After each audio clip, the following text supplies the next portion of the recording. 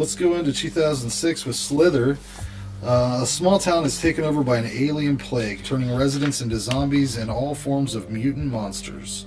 Written and directed by James Gunn, who, of course, did Guardians of the Galaxy and the 2010 Rainn Wilson movie Super. I did not know that. I like that movie a lot, and makes sense. He's good at making movies, this guy. Do you have any additional information? Tagline, What's Gotten Into You? Distributed by Universal Pictures, and this is out on Blu-ray through Scream Factory 2017. The IMDb trivia is full of little tiny nuggets. You might want to peruse that. I was going to write some of them down, but James Gunn is such a fan of horror movies and stuff that he references so many things. I wrote down the funeral home is R.G. McCready's funeral home, of course, from The Thing. The event they go to, the big event, is called Henenlotter's Saddle Lodge Presents Deer Cheer. Henenlotter, of course, did Basket Case and Frankenhooker. I love that the movie starts out with the mayor of the town yelling at a guy and calling him a cocksucker. The mayor in this movie is the best thing ever. Yep. I didn't write down the actor's name. My favorite kid. I love that they don't kill him off really quick. He's in almost the whole movie. Or is he in the whole movie? Does he die? I can't remember. There's so many deaths. There's so many people dying. There's so many funny moments. The karaoke singer who is terrible is a real highlight for me. I can't remember the song. Oh, it's The Crying Game. Yeah, just terrible. I really enjoy it when Rooker starts to get really fucked up and he's got that long rubbery arm slapping around when he's like mutating and this thing's like a fucking like a wet noodle. The one I think he's a deputy goes, his arm's all bendy, Mayor.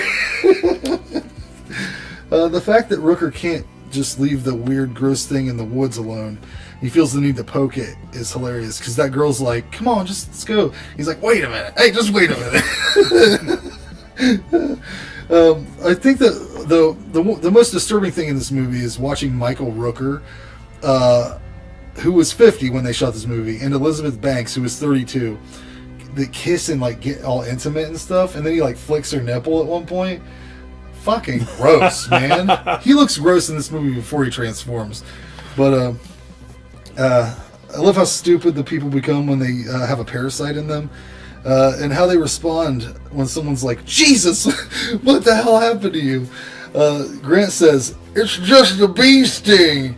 And his head's fucking melting. And then the other dude, the dad who's trying to bust the front windshield out of that truck to get his daughter. He goes, where is this, the poison ivy out back?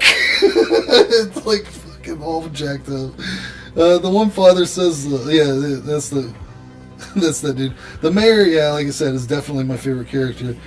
When he's trying to convince everybody that this might be a bad case of the Lyme disease, I almost spit Dr. Thunder all over my fucking computer. Oh my god, it was fucking great. The mayor gets a 10 out of 10 from me.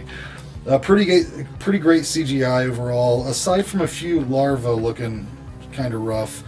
When the dude gets split in two, it looks really good. The bloated woman in the barn is one of the most memorable moments in any film. But whenever the guy's like, we gotta get her to a hospital, and I think is the mayor.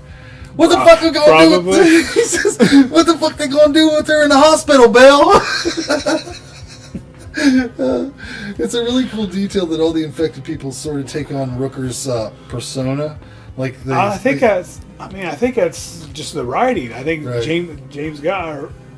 James Gunn, yeah. Yeah. I don't know. All the, like I have Guardians of the Galaxy. Like I'm not a big on superhero movies, but that's a good movie. Like, I feel the same way. They're real strong characters and all the banter and. I think he's a good writer. Yeah, he knows how to make a movie. The ending is wonderful and splattery. The movie overall is just a fun body horror delight.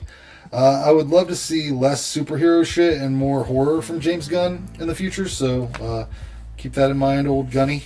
And I give this an 8 out of 10.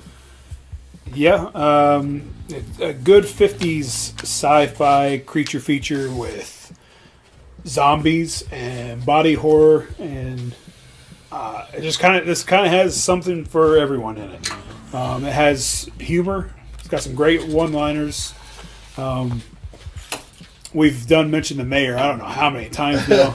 But one of my favorite things that he says, "I don't care if you're a lesbo, you don't deserve this shit." It's just like he's saying stuff like that through the entire movie. Great practical effects. I mean, it's up there with all the other greats. Some of the CG you talked about, it does look dated, but for the most part, most of it holds up pretty well. Great characters. Again, I think it's good writing. Mayor's the favorites. Acting is great. Shot really well. And as far as that goes, one of my favorite parts, or at least the part that stands out to me every time I watch it, is when he pops up in the window and then the camera starts moving around inside. It almost gives it like a slasher feel. Right. The stalker, like cat and mouse kind of thing. Yeah, so again, something for everyone. It's cheesy, it's fun, it's a good watch. This is a modern classic to me. It's similar to Night of the Creeps.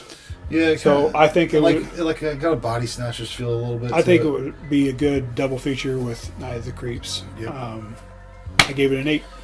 Another approved film. Throw that steak. Throw it in steaks. Make them sizzle.